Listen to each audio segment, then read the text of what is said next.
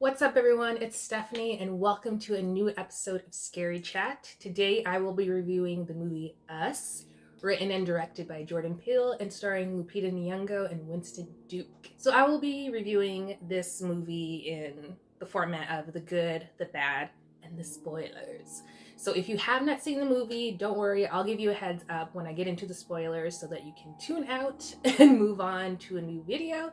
But if you have seen the movie, we can really get deep dive and get into the spoilers of this film because there are so many things that I want to talk about. But right now we're going to start with the good. Overall, I really liked this movie. I thought Jordan Peele did a really good job. I thought that it had the thriller horror aspect of a horror film.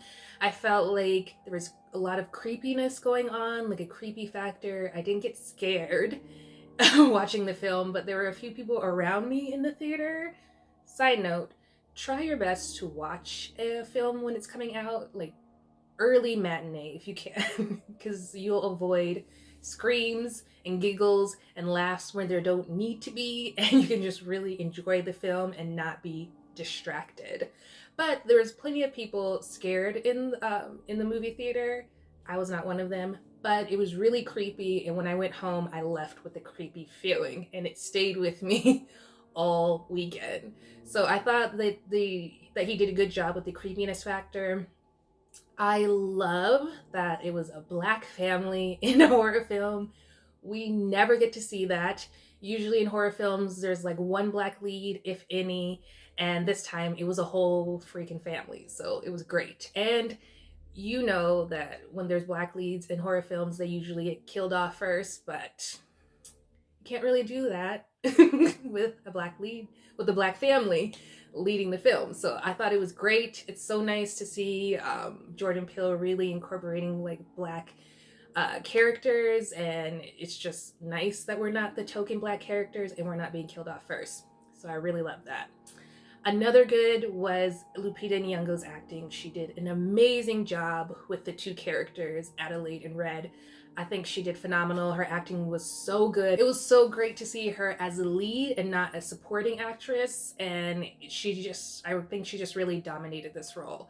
I loved her acting. I think she did a great job. It had like a little bit of comedy, which I don't mind in horror films as long as it fits well. And I feel like some of the comedy fit really well with this film. And we're gonna get on to the bad, where I feel like some of the comedy just fell flat, and I feel like it was like over the top, and especially with the dad character Gabe, some of his lines were just like, really, come on, like, and I just felt like there was comedy where it didn't need to be. Like, this is a horror film.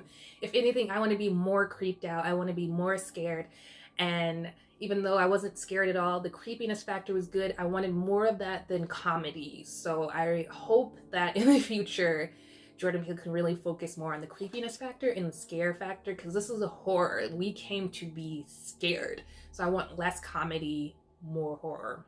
Continuing on with the bad, I just felt like the dad character, along with his bad comedy, it just seemed like he was kind of useless in some aspects. And I don't want to give too much away without going into the spoilers, but I wanted more from the dad character, especially, I mean, the dude went to Howard. He had his Howard sweatshirt repping, and I felt like he didn't have to be like big badass dad, but like I just felt like he was too corny for me.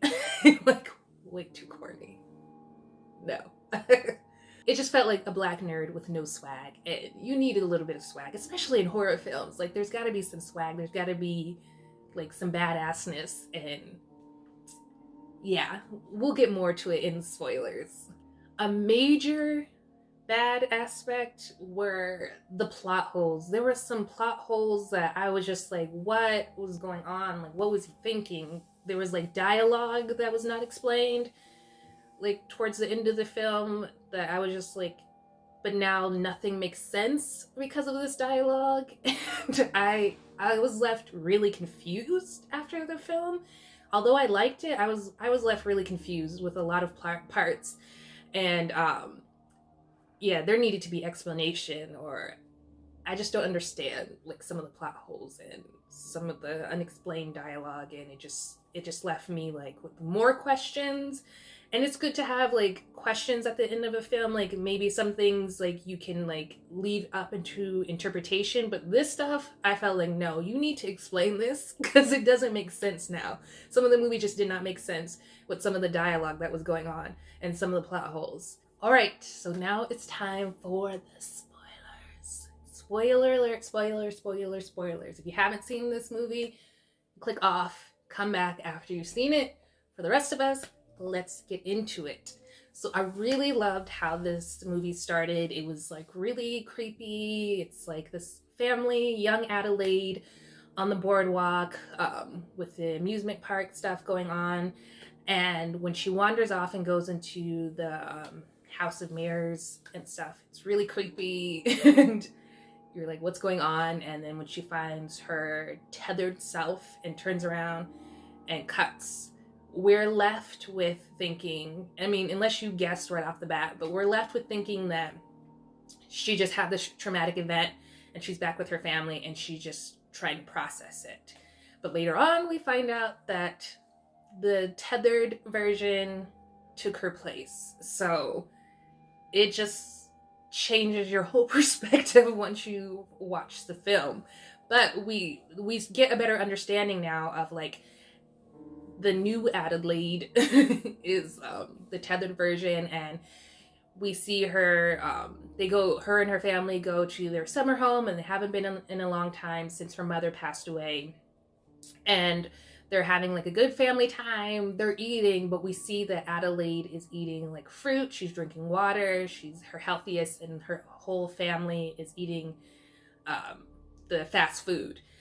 And then we notice that she's getting worked up when the family wants to go to the beach, Santa Cruz Beach, where the traumatic event happened to her, which makes perfect sense. But she's like really scared, and you kind of get to realize that she's never talked about this with her husband or her family, so they don't understand why she's freaked out. And she's like, doesn't want to go, but then she gets talked into going, and as they get closer, you can see her dealing with the wave of emotions of what happened. And so they're there, the family, and she's talking to her friend, and her friend's trying to engage with her on the beach, and she's just not that talkative. She just even says, like, I just don't talk much. Which is strange, because if they've been friends for a while, especially like the family's interacting, if they've been friends for a while, and she just doesn't talk much, wouldn't that be explained like more? Like, wouldn't her friend be more understanding that she's not a talkative person? And even the son is kind of picking up those weird traits, right? Like, he doesn't talk much, and instead of building a sandcastle like the rest of the kids, he's building a tunnel. And we see at the beginning of the film when they're talking about tunnels, and all over the world there's tunnels underneath us. So he's building a tunnel. Why would he be doing that, right? Unless he was the tethered son and she was born in the tunnel, came out and living her life as a normal person, but she's tethered, and her son is picking up those weird traits as well. Now, the daughter seems pretty normal. She's not really like, she seems like a normal girl, so I'm wondering why it's only the son that's picked up these traits and not the daughter, unless she like grew out of them to become like a more normal person. And so when the son, he wanders off, he goes to the bathroom, he sees like this creepy man who's covered in blood, and we know that it's the dude from the beginning. When young Adelaide sees him, he's holding the sign Jeremiah 11:11, and now we see him years later covered in blood. And so Adelaide notices that the son is missing and freaks out, goes looking for him, and when she finds him, she's like distraught, freaked out, because this is like, oh, is this happening over again? Is he lost? And so they go home, they're trying to relax, calm down, and she's talking to the son and saying, like, I thought you were lost, and like, stick with me and I'll keep you safe. Which I thought was really interesting, because I feel like Adelaide is the one who's doing most of the keeping the family safe, which is why I talked about as like in the bad earlier, like the father, like, he gets injured pretty early on. So when like like everything's about to go down. They see the family, the little creepy family. Well, the power cuts out, and then the son comes in and says there's a family in our driveway. So they go and check and see the creepy family. And then like when they start coming down, all creepy like, and try to bust through, the dad gets injured pretty quickly. And then he's pretty much like useless. He can't defend his family, and like he can't fight because his leg's all banged up. But and then like now the family's chilling, and like we see the tethered family, and then we see Red, and she's talking about like, hey, once upon a time, you know, like there's a shadow version of everyone. I'm your shadow version. I want to be in the light. We've come to take over your place. So when Red has like Adelaide tether herself to the table, like the family splits up and breaks loose, and like the tethered versions are chasing after them. So the dad does redeem himself in a few parts, like when his tethered version takes him to the boat and essentially is going to like he knocks him out, and he's gonna like kill him and throw him into the water. But he like peeks through the little bag, finds a way to like fight him, and he ends up killing his tethered version. So that was like a plus. He's injured, but he's able to fight in some aspects when it's just one-on-one. And he goes back to pick up his family. So the son is dealing with his tethered version. It's the tethered version has like burned his face with like, because he's obsessed with fire, so he's like a pyromaniac. Which, okay, can we talk about this? Because if the tethered version is lighting flames and stuff and able to have fire, please explain to me, you've seen the film, right? Please explain to me why they were eating raw rabbit in the tunnels. Why were they eating raw food if this like son can like make fire, right? Like cook that rabbit. I mean, I'm vegan, but hey, if you're down there, if you're not vegan and you're stuck down there only eating rabbit, why are you eating it raw? Why not cook it? The son knows how to like make flames and stuff. Cook that stuff. That's disgusting. It was really nasty. I didn't understand that. But hey, so the sons are in there together in the closet, and he has like this little trick, like I guess it's supposed to flicker or something, a little magic trick, and it's not working.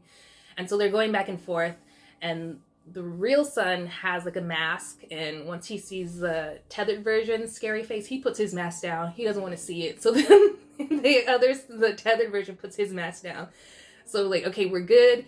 The flame goes out, and he like pushes him, gets out, locks him in the closet, runs free. So like then Adelaide, she gets herself out of being stuck to the table, runs to go get the son. Let's take off. The daughter is dealing with her tethered version. That was very creepy. Like I feel like even though they said like the son face was creepy, I felt like the daughter's version was way creepier.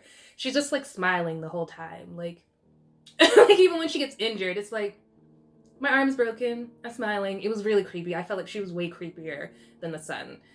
Way creepier. So she's the daughter's tethered version chases her down. She's able to like get away from her, come back. The whole family comes together. They jump on the boat, the dad's raggedy boat, and they like go off to their friend's place. So then when we get to the friend's place, now we see like, hey, there's tethered versions of them. And I thought what was interesting is when the tethered versions kill their friends, the white family, when they killed their friends, I know that Jordan Peele asked like the cast to watch certain horror films, and one of them was The Shining. And when the twin daughters get killed in Us, they're displayed like the twins in The Shining. When we see like the flash of the twins in The Shining, when they are killed and like it's like bloody and crazy and stuff, the way they're laying is the same way that they're laying in Us. So I thought that was really interesting. He did like a little nod to The Shining. And so like now we know that like there's tethered versions everywhere, and we thought it was just the black family at first, but now there's tethered versions of everybody. And so like so when the Adelaide and her family get to the friend's place, they're already dead, and they're having to like fight off their tethered versions and stuff. And I thought the daughter did like a really kick-ass job. She was very smart, and she listened to everything she was told. Like her mom was like, when the Tether family first came to their house, the mom was like, go put on your shoes. She put on her shoes, no questions, like we see in most horror films, like, but why? And I'm scared. Like, no, she just went and put on her shoes and she was like ready to go. And then when she had to go in there into the friend's house to like rescue her mom, because Adelaide gets yanked up, the tethered dad comes from the friend's place. The tethered dad, I wish I remember their names, but the friend's tethered dad comes and is like fighting Gabe, who's Adelaide's husband. So he like lures him away so he can fight him. And then the daughter and the son have to go in and rescue Adelaide, the mom. So the daughter, she like muffs up one of the twins. And then after she gets her first kill, she's like, I'm ready, let's go. And then she muffs up the second twin. She's trying to like get the mom, but the mom was a little too clever and snatched her up and she was about to kill her. But then Jason, the son, comes in, knocks her over the head and rescues her. So they get the mom and they're like, let's go. And then they're ready to go on the boat again. Or no, this time they're going to steal the friend's family car, because now they'll have a car. And but they forget the keys. Adelaide has to go back in, get the keys, and then one of the twins is still alive. She fights her, kills her, and then we see like this gruntle stuff coming out of her, and she's like making these gruntle sounds and like kind of laughing. Ha, I got this kill in, and it's not like a normal person, right? It's like a tethered version, and her son sees that. He doesn't say anything. She like composes herself, and then they run off. The daughter is driving. She refuses to get in the back seat. And then her tethered version comes. So they have to like just go. Who cares if the daughter's driving? She like tries to run her over. She jumps on the car. It's like this fight. And then finally she's able to stop and fling her off. And what I thought was interesting is Adelaide gets out of the car and runs over to check to see if she's dead. And when she checks to see if she's dead, she's like trying to soothe her, like calm her down, like shh, shh. Like, who would do that? Like, and why, right? If this was like really a normal person, like why would you be trying to soothe and calm this tethered, creepy person who's just trying to kill you and your family? Unless you were the tethered.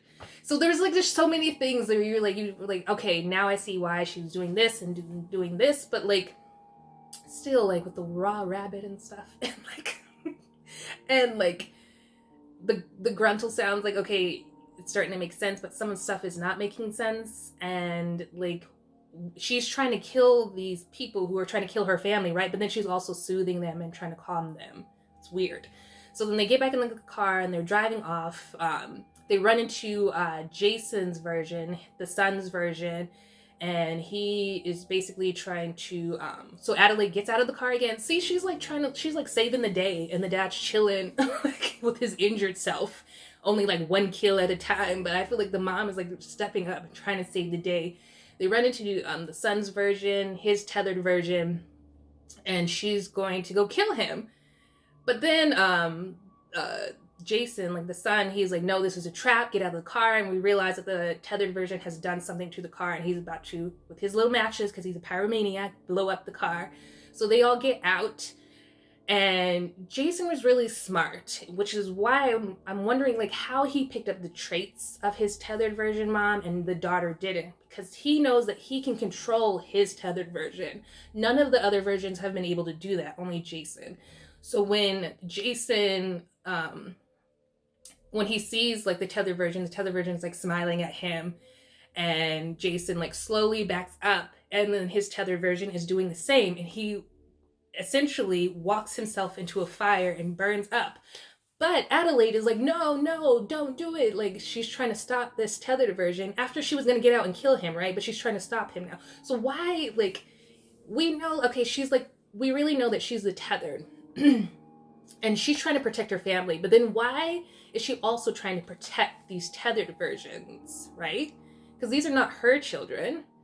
They're tethered versions. So it's like she's having some connection to these tethered versions because that's where she's from. But also she's trying to protect her family. So it's like a kind of like a pull and tug for her. But Jason, when he walks away, like luring his tethered version into the fire, he essentially is separated from the family, and then Red pops up, snatches him, takes off. everybody realizes Jason's gone. Adelaide has to go save the day again because the dad is useless. He's injured and useless. So Adelaide is lured back to the house or hall of mirrors. She's lured back there. She's got to save her son. And we see where she started, right? Where the film started. She's in the hall of mirrors, but now she's going all the way through and essentially is going deep down into the underground. And it's like stairs, darkness, escalator, this scary looking creepy cellar door thing that you have to go through. It's a lot to get down there. And it kind of makes you wonder, how did this little girl version of her get up, right? Through all of that. So she gets down there, she's looking for her son, and she runs into Adelaide. And she runs into Red. And so now they're having a conversation. So now we realize that this whole thing, the reason why these versions are there is they're all part of this government experiment that went bad. And the government created these shadow versions to control the humans on that. It didn't work, and they abandoned the experiment, and then the tethered versions just went mad and were doing things all on their own. So they were stuck down there just being shadowy versions, being controlled instead of controlling the outside versions. And they're like eating raw rabbit and just acting out what we see up top instead of being like their own selves. They're acting out. They're having to act out everything that we see up above. And she says something that I thought was really interesting. She's like, we are different, right? We were different. When we met that night, God was bringing us together, and we connected. And I thought you would take me with you. She says that. Okay, so we've seen the film, right? We know that Red is really Adelaide. We know that when they connected, when they met, the tethered version choked Adelaide, drug her down to the bottom, chained her up, and took her place. So that's like, the tethered version is Adelaide, and the real Adelaide is Red, the tethered version. So why would she say, I thought you would take me with you, when she was the one who was kidnapped and trapped down there? That doesn't make any sense. And that is like one of the plot hole that confused me the most. Why would she say that? She's the real version. She knows she's the real version. She has to know.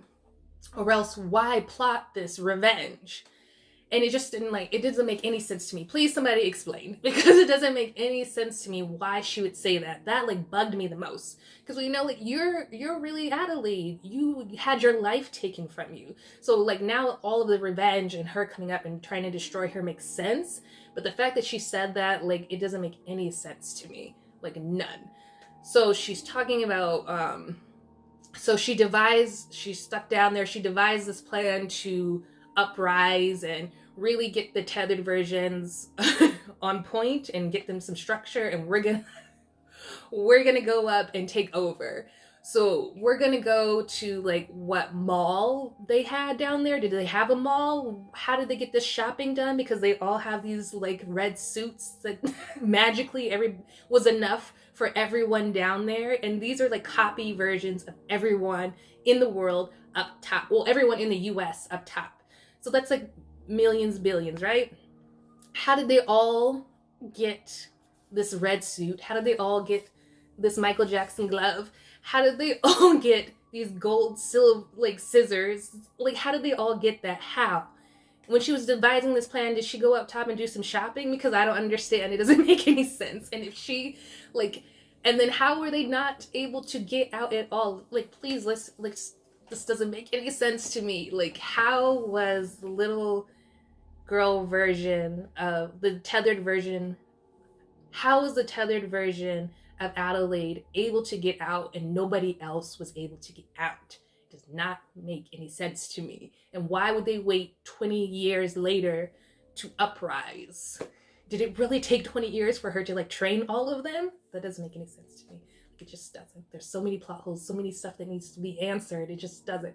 We're just left to just guess. And some things I don't mind, but this was just no, it doesn't make any sense. none of this, that's not how any of this works. Like, it just doesn't. So I was really confused.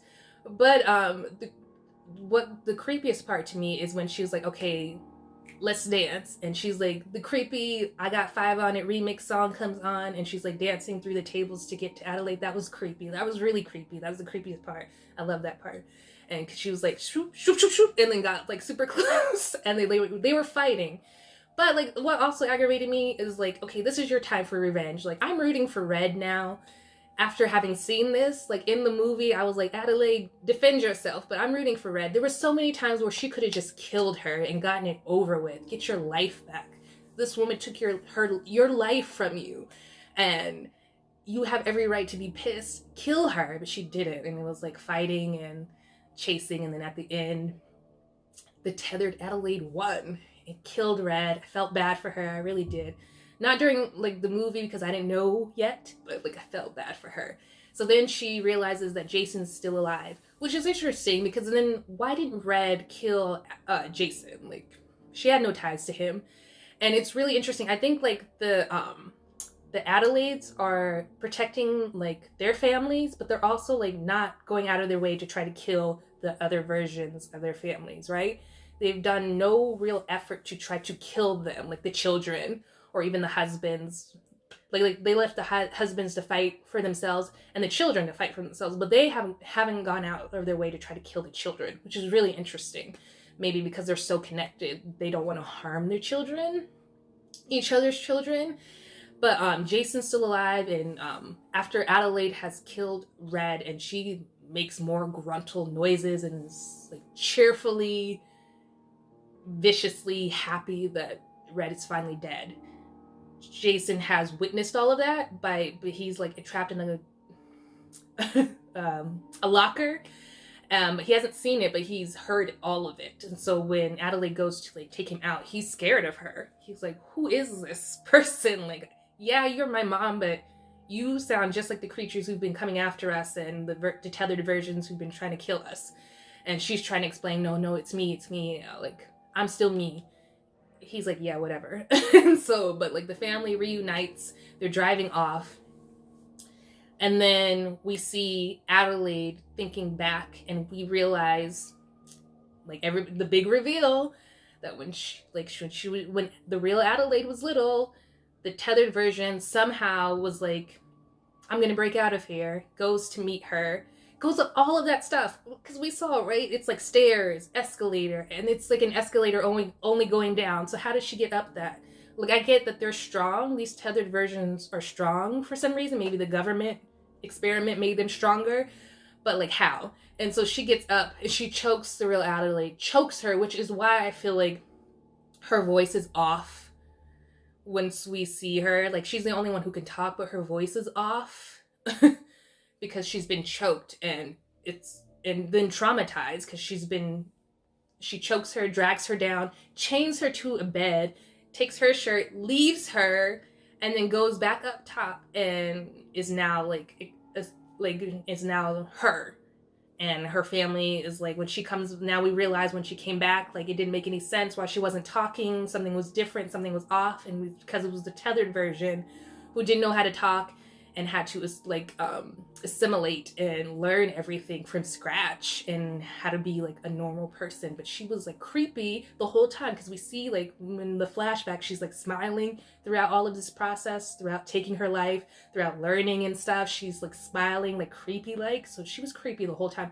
She was wicked the whole time, and she was like, I'm gonna take this girl's life, it's mine now. When she's reminiscing off of this, she like looks over and sees Jason, and he's looking at her.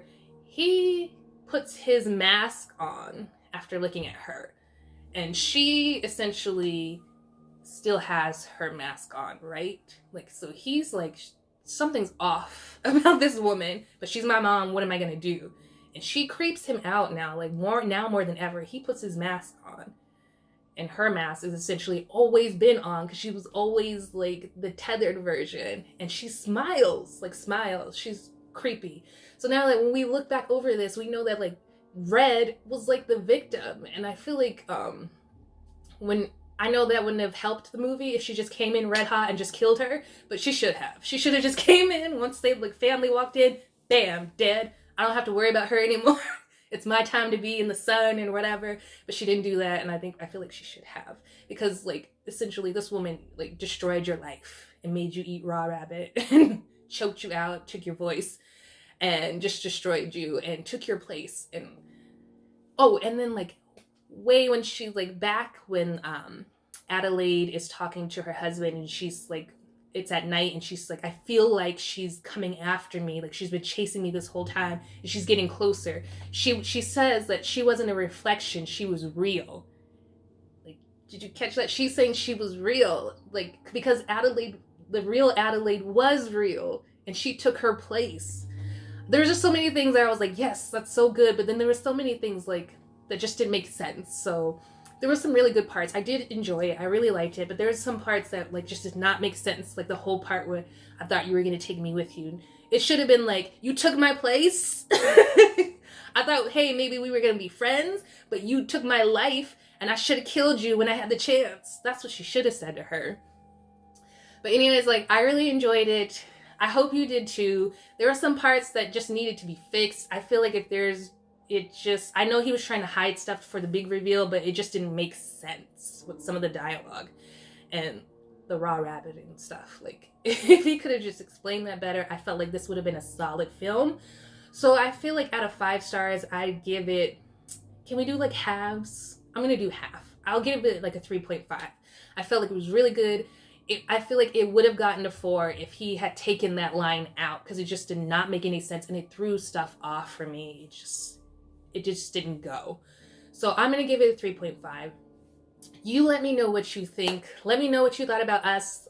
Let's talk in the comments and let me know if I missed anything. I'm sure I did. There was so much to cover. But I really hope you enjoyed this review. Let's talk about it. And please tune in next time for a new episode of Scary Chat. Bye, everyone.